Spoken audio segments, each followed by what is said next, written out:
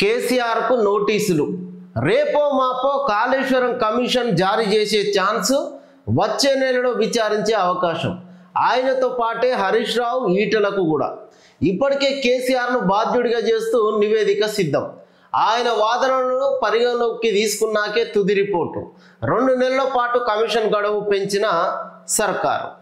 ఇది బ్యారేజీల ఖరారు, స్థలాల మార్పు, నీటి నిల్వ, ఈ విషయాలన్నీ కూడా కేసీఆర్ సూచనల మేరకే అధికారులు పనిని ముందుకు తీసుకుపోయిన ముచ్చట తెలుసు. దాంట్లోపల ఈ కమిషన్ విచారణ లోపల అనూహ్య పరిణామాలు చోటు చేసుకున్నాయి. దాంట్లో ఇప్పటికే అందరికీ నోటీసులు ఇచ్చారు, వాటి రిపోర్ట్ కూడా తీసుకున్నారు. కానీ ఈ టైం లోపల కేసీఆర్ను, హరీష్ రావును, ఈటల రాజేందర్ అప్పుడున్న ఆర్థిక మంత్రిని, నీటిపారుదల శాఖ మంత్రిని, గత ముఖ్యమంత్రి వీళ్ళను విచారించకుండా రిపోర్టు ఇస్తే అది ఏకపక్ష రిపోర్ట్ అవుతుంది. గతం లోపల విద్యుత్కు సంబంధించినటువంటి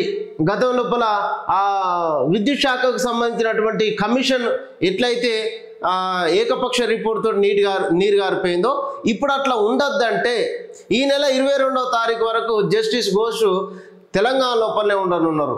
ఈ సమయం లోపలనే మాజీ ముఖ్యమంత్రి కేసీఆర్కు నోటీసులు ఇవ్వాలని చెప్పేసి డిసైడ్ అయిపోయారు.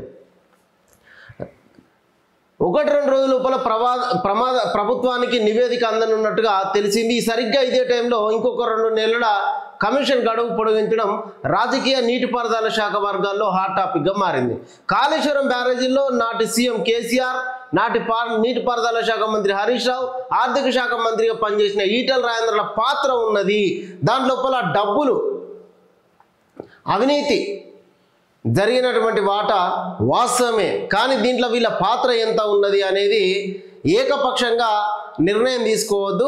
వాళ్ళను విచారించిన తర్వాతనే ఈ రిపోర్ట్ తయారు చేయాలి. లేదంటే వాళ్ళు ఏకపక్షంగా పోయినట్లయితే సుప్రీంకోర్టుకు వెళ్ళి ఈ యొక్క అవినీతిని నీరుగార్చేటువంటి ప్రయత్నం చేస్తారు. కాబట్టి ఏకపక్ష నిర్ణయం ఉండొద్దు. వాళ్ళను విచారించినాకనే రిపోర్ట్ ఇవ్వాలని చెప్పేసి నివేదికలు సిద్ధమవుతా ఉన్నాయి. కేసీఆర్ ఏదైతే మొత్తం బొట్టు రక్తబొట్టు ఖర్చు పెట్టి నేను నీ కాళేశ్వరం ప్రాజెక్టును కడితే ఎందుకు ఈ విమర్శలు అని చెప్పేసి గతంలో మాట్లాడుకుంటూ వచ్చిండు ఆయన.